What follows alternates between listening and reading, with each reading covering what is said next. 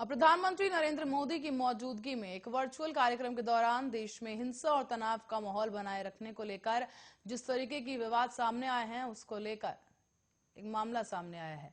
दरअसल इस बयान देने के बाद ही अगले ही दिन अब सीएम अशोक गहलोत ने भाईचारा बढ़ाने का एक नया फॉर्मूला बताया है। सीएम गहलोत ने कहा कि जो समाज आगे वाला होता है उसकी ड्यूटी होती है कि वो दूसरे भाइयों को साथ ले, जिन्हें भी जरूरत और मदद की जरूरत होती है उनकी मदद करे और हर समाज एक दूसरे के साथ को लेकर चले और तभी देश की हिंसा और तनाव का माहौल देश में खत्म होगा। गहलोत जोधपुर के मेघवाल बालिका छात्रावास के वर्चुअल लोकार्पण समारोह में ये बोल रहे थे।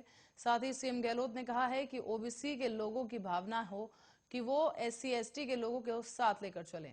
जनरल कास्ट वालों की भावना होनी चाहिए कि वो एससी एसटी ओबीसी वालों को भी साथ लेकर चले। ये भावना हम सब रखेंगे तब जाकर देश में भाईचारा कायम होगा। जो मैं बार बार कहता हूं कि देश में तनाव और हिंसा का जो माहौल बन गया है वो बहुत ही खतरनाक है।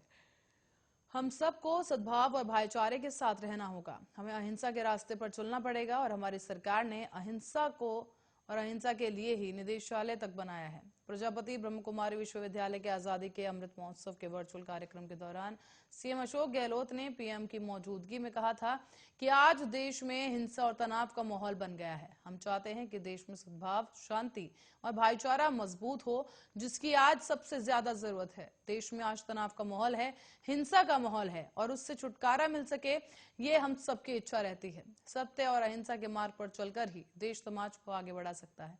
जहां शांति होगी वहीं विकास होगा।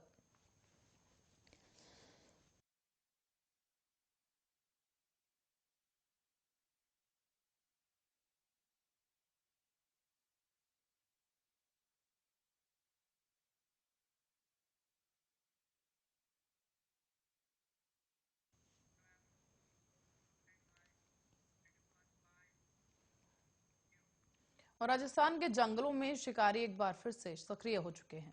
जंगली जानवरों के शिकार के लिए ऐसे तरीके इस्तेमाल किए जा रहे हैं जिन्हें जानकर आप भी हैरान हो जाएंगे। राजस्थान के अलवर में कुछ ऐसा ही हुआ, जहां पर अलवर के डेहरा शाहपुरा के अमृतबास के जंगलों में एक साथ 3 पैंथरों के शिकार की खबर आई।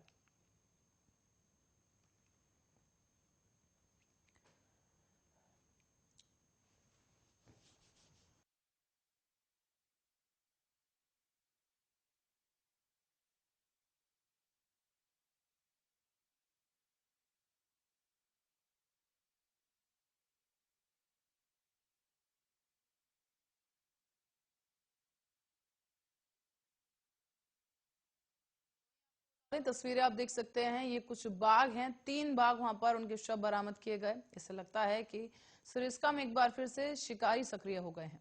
इससे पहले भी शिकारियों ने इस क्षेत्र से बाघों का सफाया कर दिया था। बताते चले कि सरिस्का में बफर जोन से लगते हुए वन क्षेत्र में 3 पैंथरों के शिकार की खबर वन विभाग से सामने आई, जिसके बाद से ही हड़कंप मच गया है। मौके पर पहुंची टीम ने पैंथरों के शवों को अपने कब्जे में लिया। साथ ही पैंथरों के शवों को पोस्टमार्टम के लिए वन विभाग के कार्यालय भी भिजवाया गया है। सरिस्का में बफर जोन में 16 जनवरी को एक 9 महीने के तेंदुए का शव मिला, तो वहीं आज 2 तेंदुए के शव मिले हैं। उनकी उम्र 2 साल से अधिक बताई जा रही है। साथ ही देसी और विदेशी पर्यटक हजारों की तादाद में बाघों को देखने के लिए यहां पहुंचते हैं, लेकिन 3 तेंदुए के शिकार की घटना ने वन विभाग और प्रशासन के लिए खतरे की घंटी बजा दी है। ऐसा लग रहा है कि फिलहाल बफर जोन में शिकारी फिर से सक्रिय हो चुके हैं और इसको लेकर वन विभाग की टीम जांच में जुट गई है। सरिस्का के बफर जोन से लगते बफर क्षेत्र में 16 जनवरी को एक पैंथर का शव मिला था और उसको वन विभाग की टीम ने पहुंचकर अपने कब्जे में ले लिया है। बताया जा रहा है कि पैंथर का विस्तृत जांच में उसे लिया गया है और उसका अंतिम संस्कार कर दिया गया है, लेकिन उसी क्षेत्र में 2 पैंथर के शव और मिलने के बाद हड़कंप मच गया है। वन विभाग की डीसीएफ अपूर्व श्रीवास्तव ने जानकारी देते हुए बताया कि हमारी टीम सूचना मिलते ही पहुंच गई। ग्रामीणों के सहयोग के साथ गड्ढे में पंतों के नीचे पैंथरों के शवों को ढूंढ निकाला गया और इस जगह पर गाय के अवशेष भी बिखरे मिले हैं। ग्रामीणों ने बताया कि गाय पर जहर लगाकर पैंथर का शिकार किया गया। शिकारी शिकार के बाद शिकार को ले जाते हैं, लेकिन उससे पहले ही ग्रामीणों को इसकी भनक लग गई और वन विभाग को सूचना दी गई।